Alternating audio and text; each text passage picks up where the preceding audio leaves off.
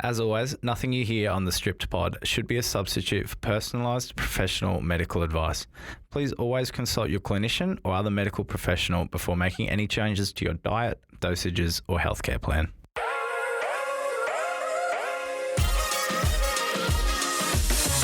Hello and welcome to the Stripped Pod, your weekly diabetes fix where we strip back the stigma for real, honest conversations about diabetes beyond the numbers.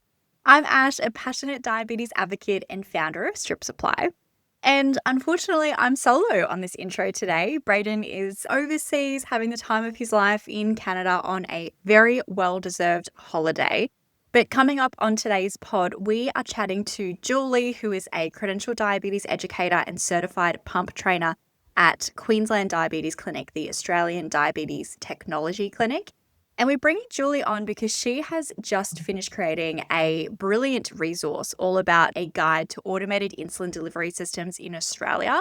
And with so many insulin pumps on the market now, so many CGMs, this guide really is so helpful and really clearly lays out all of the key features and components of the different systems available in Australia at the moment. So stay tuned for our chat with Julie coming up very, very soon.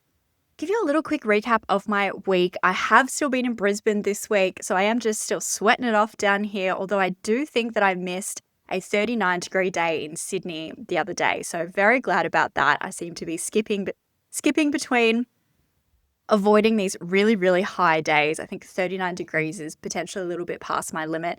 No one told me before I moved to Sydney that Sydney still got almost up in the 40s. I really should have done my research before moving. But been loving babysitting these puppies that I have here, including this little one who has insisted on sitting on my lap as I record this intro. Beautiful little cavoodle named Winnie. And Archie is currently nipping at my feet. So it has been so much fun babysitting them. It's filled up my puppy cup and really reminds you that you do need to take care of yourself before you can dive into work stronger. But the low of my week, I am missing Sydney. I'm missing being down there. Oh, Winnie is sniffing around the microphone. I am missing being down there. So excited to fly back home tonight. And if you'll allow me a really quick rant, I am frustrated because our pharmacy wholesaler is again out of Dexcom G6 sensors and transmitters. And I'm starting to see a pattern because this has been going on for about 2 months. I try not to speak about it too much because I'm not sure how interesting it is.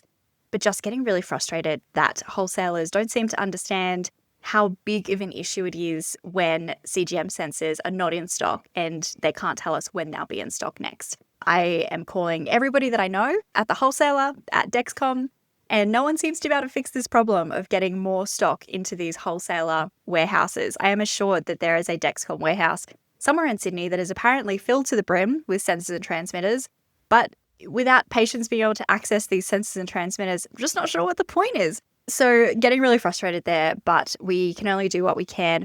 Luckily, we are one of the few access points that we can work between multiple access point pharmacies. So you are not the person who needs to stress and worry when something is out of stock. We handle that for you. But it's a little bit frustrating for my cynical brain thinking about, okay, are we trying to force people over to using the G7 by totally pulling back on how much stock is sitting in a warehouse or something? I'm not sure. Anyway, that is my rant done for this week. And without further ado, let's bring Julie on and chat all things insulin pumps. So let's dive into today's episode. And today we're joined by Julie Leary, credentialed diabetes educator and certified pump trainer from Australian Diabetes Technology.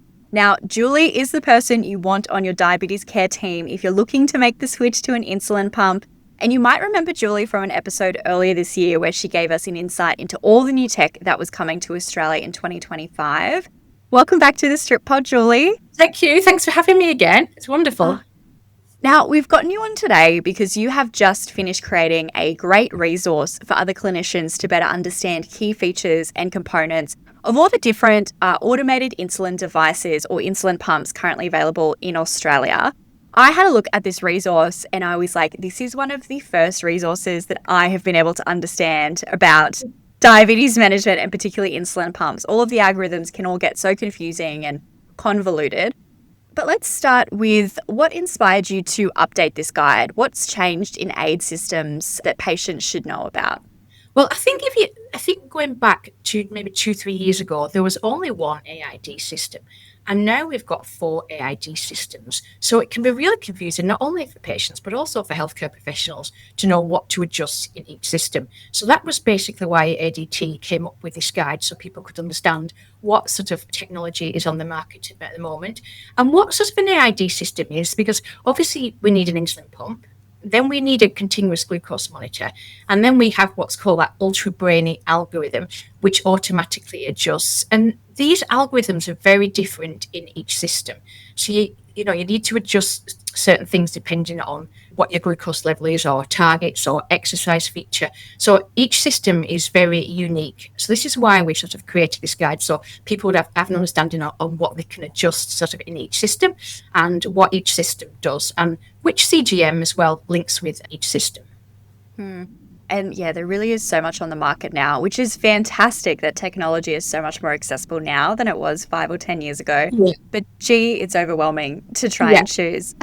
So if someone's listening to this and choosing an insulin pump for the first time, what are some of the key factors that they should consider when they're choosing a pump to best fit their lifestyle? Yeah, and there's a lot of, obviously, we've got these 4 systems now, and there are quite a lot of things to consider. So looking at your age, looking at your lifestyle, are you sporty a lot? Do you want a tube system, or do you want a tubeless system? We have only got one tubeless system available in Australia, but some people who are super active really do want that tubeless system. And I've never been interested in an insulin pump until this tubeless system came out.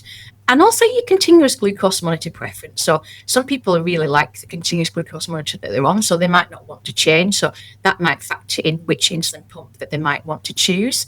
And then like personal technology. So preferences. So do you want to carry a mobile phone around with you at all times? Well, some of these systems do require a mobile phone. So if you're not that keen on carrying a mobile phone with you within 6 meters all the time, another option might be more suited for you. And then different things for exercise patterns and sort of flexibility needs. And then probably access to reliable internet, because obviously some of those systems do rely on those mobile phone apps.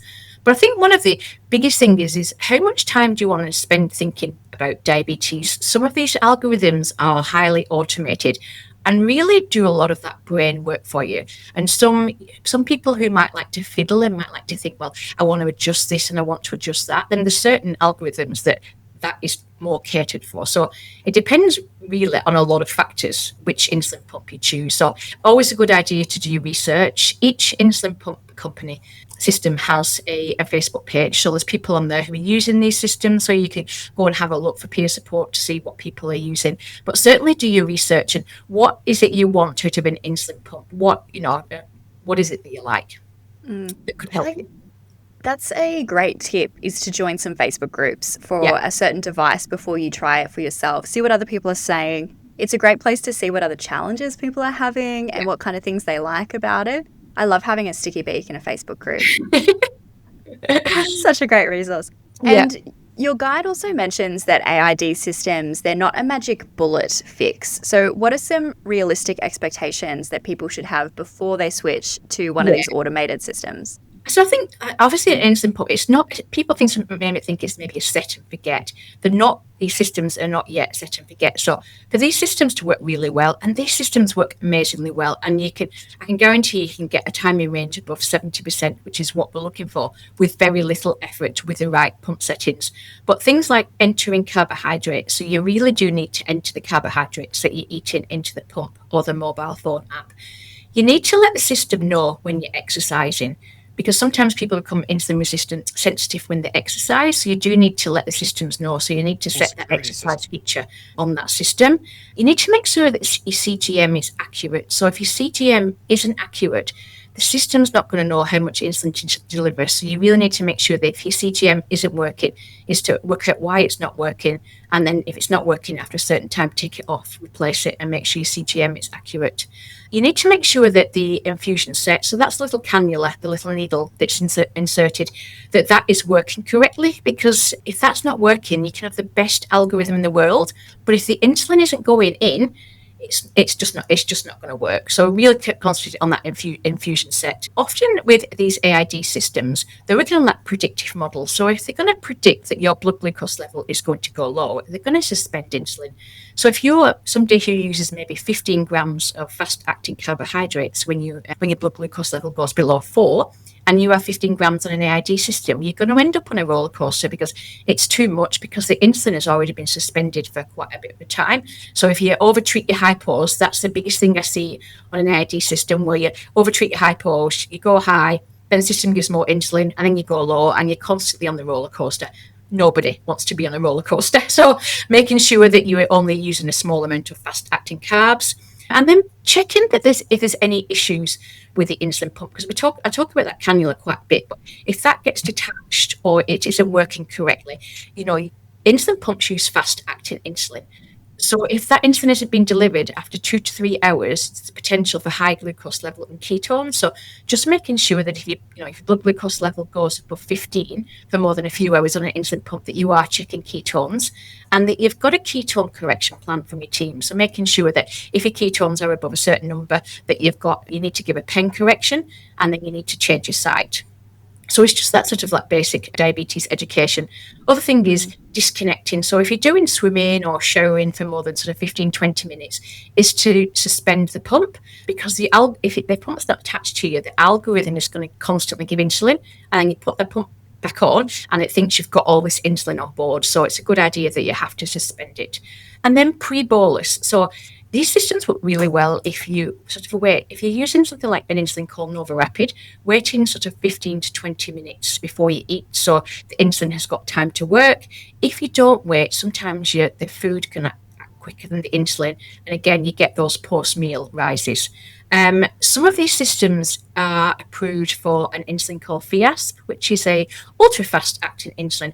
And that means sometimes you might only need to wait up to 5 minutes, which is great, because I often say to patients, nobody likes to wait 15, 20 minutes to eat, and especially children. Well, anybody really just doesn't like to wait 15, 20 minutes to eat. So we do have these amazing insulins on the market. So just making sure that, you're up to date if your system can use Fiasp, that is available if that suits you. Yes, so much to think about and to break down. I almost feel like I need some kind of a wireframe. It's just like a question, then it's like a yes, no, and it takes you to the next question. And then someone needs to build that for us to help us choose a pump, although it is much more complex than a quiz. You've been chatting about these ultra brainy algorithms behind these pumps. I'm interested in hearing a little bit more about those algorithms. So how customizable are these systems for real life stuff like exercise or travel or sleep? Yeah, and this I think this is what comes down to. So diabetes care should be personal. So, we have these algorithms and they've all got different features, but these different features can be personalized to each individual depending sort of on the lifestyle and stuff. So maybe I'll go through each sort of insulin pump and algorithm and what each one does. So maybe we start with sort of the Medtronic 780G. So that's an insulin pump that uses a battery. It links with a CGM called the Guardian 4. It now comes with what's another CGM called the Simplera Sync, which unfortunately isn't on the NDSS subsidy yet, but you can actually purchase this one, and that's an all-in-one sensor. It's a 7-day sensor, so both the Guardian 4 and the Simplera Sync are 7-day sensors, and the algorithm is actually in the Medtronic pump, and the algorithm is called SmartGuard, and it's really highly automated. I think it's one really good for crushing those post-meal highs, because what it does, if your blood glucose level is predicted to go above 6.7 and your basal rate is increased, it will give one automatic correction every 5 minutes, which is really good if you forget to bolus. It's really quite forgiving, the algorithm. It does have a feature for exercise called Temp Target, so that takes the target to 8.3. The SmartGuard targets are 5.5, 6.1 and 6.7. You can't change those targets, multiple targets during the day, so you've only got one target. So if you want to go in and change from 5.5 to 6.1, you actually have to go into the pump and physically change it. So you can only have that one target during the day. The active insulin time on the SmartGuard target is probably the biggest sort of setting that you can adjust on this algorithm. But basically, once you get it up and running, it is very good, and you very, very rarely need to adjust much in this sort of algorithm. So the next one algorithm is probably Omnipod 5. So this is the latest algorithm that's come out. This came out in April this year, and the algorithm is called Smart Adjust. So again, it's very confusing. Smart Adjust or Smart Guard, and you can wear this with any continuous glucose monitor. It's really good. So you can wear it with the G6, the G7, or the Libre 2 Plus. You can have multiple different targets throughout the day, so it's highly customizable. So it can be based on the person's insulin sensitivity. So you can have a lower target at night and maybe a higher target when somebody maybe does some, gym training or weight training later on during the day. It's run by what's called an Omnipod 5 controller. So you deliver insulin through the Omnipod 5 controller. The algorithm, however, is in the actual Omnipod itself. So if you do leave your Omnipod controller and walk away from it, the algorithm will still work. However, if you do need to bolus, you do need to have that controller with you. Each pod lasts about 72 hours, and then you have to change the pod. And it's the only tubeless system that we have on the market. And then the next one is the Tandem T-Slim with Control IQ. So this has been out quite a while. You can use the Dexcom G6 or you can use the Dexcom G7. It's got a wide range of glucose targets. So you can set, the range is set at 6.2 to 8.9. However, the actual Control IQ algorithm is only 6.1. The latest thing to this insulin pump is the mobile phone app. So Tandem released the mobile phone app. So you can now actually bolus through your mobile phone with the Tandem T-Slim, which is really great. So if people want that option, they've got that. You can have an extended bolus on the Tandem T-Slim, and you can have exercise and sleep mode. So sleep mode gives a little bit of a tighter target range during the night, and exercise just brings that higher target up. And it will give an automatic correction, but only 1 an hour on the T-Slim. But you can have different profiles. So some people might have a profile for like holidays if they're more active or exercise. So you have got that customization to sort of use those extra profiles. However, the algorithm, you do need to probably adjust some of those settings a bit more frequently than on the other systems to get the best outcomes. And then the last one is the MyLife Ipso pump with the CAM APS FX app. So the latest probably thing with this is it's now on Apple iPhone. So up until earlier this year, it was only on Android. It's now on Apple. The companion feature is now on Apple and Android as well. So if parents have an iPhone, they can actually follow their child. It only uses the Dexcom G6 CGM. However, with this system, it's probably the lowest target range. So it's 4.4 all the way to 11, and you can have lots of multiple different targets through the day. It's the only system that is approved for pregnancy, and it's due to having that really low personal glucose target. Highly researched algorithm from Cambridge University. Roman Havaka set this up many years ago, and it goes all the way. We've got research from toddlers up to from 1 year upward, all the way to older people, all the way through to pregnancy. So highly researched algorithm. Got some really clever little functions in this. So we have things called an add meal function or a slowly absorbed meal. So what you can do if you're having one of those meals like a pizza where it's got a lot of fat and protein, and say your pizza's 80 grams, you can put 60 grams into the knife and fork and deliver an insulin bolus, and then you can let the algorithm know that you've got an extra 20 grams of carbohydrates on board, and if your blood glucose levels rises, it will give you some extra insulin. So it's a little bit clever and a little bit advanced features in this, but works really well for those people who really like to get those sort of tight glucose targets. As things again like exercise and boost mode. So you've got ease off for exercise, and then you've got boost for if you need more insulin during if you're sick, or the ladies with menstruation, they may need extra insulin. And it's got some learning algorithm. So it's got 3 modes of learning. So it learns your total daily needs, it learns your post meal needs, and sort of your day-to-day needs. So really highly customizable algorithm. Wow. Why people, struggle to keep up with the amount of information that's out there. But it can be simplified. And all these systems, the education can be simplified to make your life easier. And to put it into human terms as well, which I feel like is a real superpower of yours, because these algorithms are really complex, but they can be simple to understand with the right resource. That's right. And it is sounding like a real plus of these pump systems is really alleviating how often someone is needing to think about diabetes and really alleviating that mental burden. Have you seen that in your patients who have moved to a pump? Yeah, absolutely. And this is what I say to people when, we're talking about how much time is spent thinking with diabetes, and particularly teenagers that have. And I say you just need to spend 5 to 10 minutes a day on your diabetes. And then the rest of the time, you be a teenager and go and do what you want to do. But you just have to take that 5 minutes. So whether you bolus for your carbs or you change your insulin pumps out or you put your insulin, and then that's it. And then you go off. Because these algorithms in the background are working with you. So if your blood glucose level is going to go high, it'll give you extra insulin. If you're going to go low, it will suspend. So it really does reduce that burden and that thinking time. So most of the people we have maybe have started from multiple daily injections. So that's a long-acting injection and a fast-acting injection with meals. And they've really found they've got to work out how much, do I take this much insulin this morning because I did exercise last night, or if I'm eating now, am I going to exercise? Do I need to reduce the insulin dose? Do I need more for this? There's a lot of thinking in diabetes. What's my blood glucose level? How much insulin do I need? It takes a lot of that thinking away. So you get the pump out, or you get your mobile phone app. You basically put the carbohydrates in 30, 40, and you press deliver.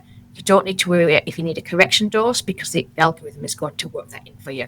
So all that thinking about, correction doses, what am I eating, how much insulin is just taken away by these algorithms. And that, I think, is probably the biggest thing between MDI and these pumps. And I've done a lot of pump starts, and I haven't had anybody yet go back and say, I'm going back to MDI, I'm going back to needles. Everyone, is appreciated. And even though, there might be some issues you might need to troubleshoot, once you've troubleshooted them, they just work perfectly. Wow, it sounds like it really is, because and that's exactly what we want. We want people to be thinking about diabetes as little as possible.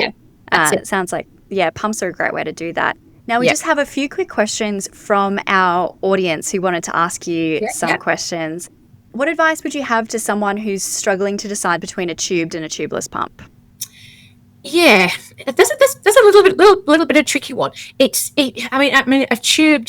pump, obviously you have that cannula, and you have your cannula and you have your tubing, and then obviously the pod is just on your arm. It's whether you want to change that pod every 3 days. The cannula needs changing every 2 to 3 days, so about the same sort of work.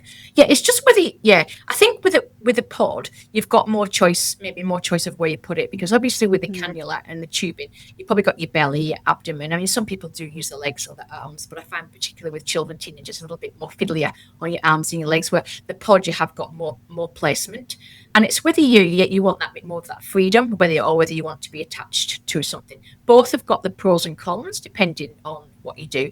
I think with obviously with the tube pump, you can actually detach the pump if you go. So if you're going for sport and you've got maybe doing AFL or soccer, or you're doing something, you can actually detach the pump and you can be off the pump for a maximum of 2 hours. Whereas the pod obviously you can't actually take the pod off. That's going to stay on for that 3 days. So that's probably the main difference between a tubed and a tubeless system. That's a really good point. You really can't take the tubeless pump off once it's on. That's right. And this listener says that she wants a target BG option of 5.5. Why is it always higher? Well, there is one system that it is listed at the moment, and that's the CAMIP system.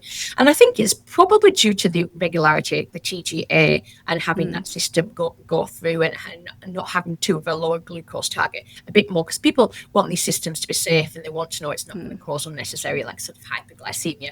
So that's probably why you've got that target of 5.5. But there are systems out there which do a lower target. So maybe have a bit of an explore, chat to your educator about it if there's a better system suited to you. Are there any misconceptions that you wish every patient understood about these new tech options? They're not. If you get the right education and the right pump settings, they can actually work really well and really benefit you from you. What I see sort of in practice is that the incorrect pump settings or not having the right education can really impact how these algorithms work. So having that crucial, the pump settings right on from day one. And seems to be a big thing I noticed with the Omnipod 5 at the moment. There seems to be a thing in the community that the first pod is absolutely terrible and you run high.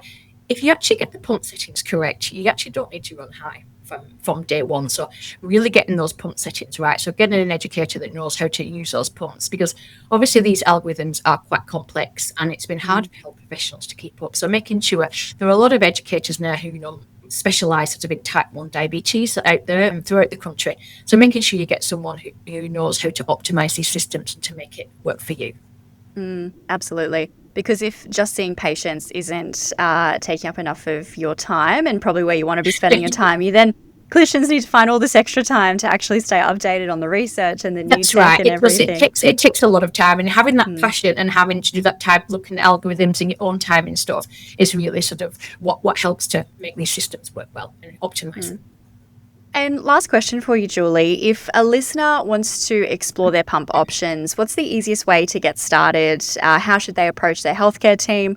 Or what does this process look like for the team at ADT? Yeah, so we usually when we see people who want an insulin pump, we go through all the different options, the AID systems, and then look at how we can sort of fund this insulin pump. So for people who are under 21, there is a government-funded program through Breakthrough Type 1D called the Insulin Pump Program. So if people are eligible, and it is means tested, they can actually get a government-funded pump called it's the only pump you can get is the IPSO pump with the CAM PSFX app. Obviously, if you're over 21, that's not an option. So the other option is private health insurance. So there are ways with private health insurance. So you can take private health insurance out. You don't have to wait the 12 months for your health insurance to sort of what we call kick in. Each insulin pump company will give you a loan pump, apart from Omnipod. And now Omnipod, you can actually pay for this per month. So you can pay month by month until your health insurance. So all 4 options are on them. You can choose any 4 options, even though you might have only just taken out health insurance. I think Medtronic at the moment are offering an access program where you don't have to have actually private health insurance, and they will trial you a pump for 2 months to see if you like it, and then you've got the option then to take out private health insurance. So lots of different options from the insulin pump companies to get a pump really, really pretty quickly. You do need like an endocrinologist or a nurse practitioner to sign off on a letter of clinical need for these pumps. So just accessing an appointment with an endocrinologist or a nurse practitioner just to sign off on that letter of clinical need for the insulin pump.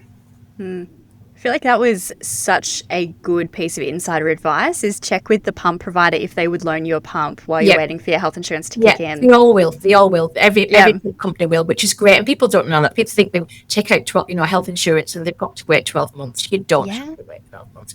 And then for families who may have a child or even an older child, you can actually just take your health insurance out for that person, which makes it a little bit of a cheaper option. You don't have to take the whole family health insurance out. You can just take that health insurance out for yourself. Child. Yeah, absolutely. Well, Julie, you have given us so much to think about and so many great tidbits of information. I am going to link this new resource that you've created in the show notes, because I think even for patients who are interested in learning more about insulin pumps, it is so easy to read. Anyone can understand it. And so we'll leave a link in the show notes if you're interested in checking that out. So, Julie, thanks for joining us today, and I'm sure we'll chat to you again soon. Thank you. Thanks for having me. And everybody have a look at honestly, AID systems are revolutionising diabetes management.